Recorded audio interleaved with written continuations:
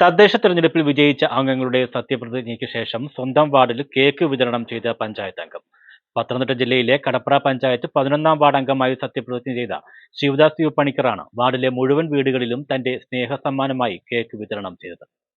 ഹൃദയം മധുരം, ഒപ്പം സ്നേഹം നിറഞ്ഞ ക്രിസ്തുമസ് പുതുവത്സരാശംസകൾ എന്നെഴുതി തന്റെ ചിത്രവും പതിച്ച ബോക്സിൽ വാർഡിലെ 490 വീടുകളിലും ശിവദാസ് നേരിട്ടെത്തിയാണ് കേക്ക് വിതരണം ചെയ്തത്.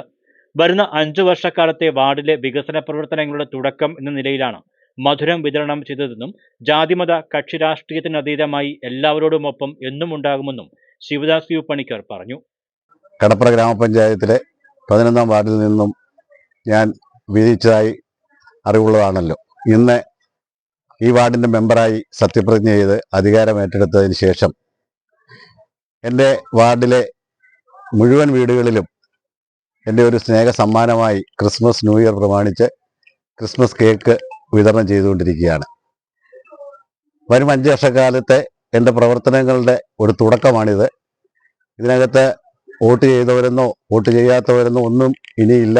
ഒരു മെമ്പർ എന്ന നിലയിൽ വാർഡിൽ UDF സ്ഥാനാർത്ഥിയായി മത്സരിച്ചാണ് ശിവദാസ് തെരഞ്ഞെടുക്കപ്പെട്ടത്.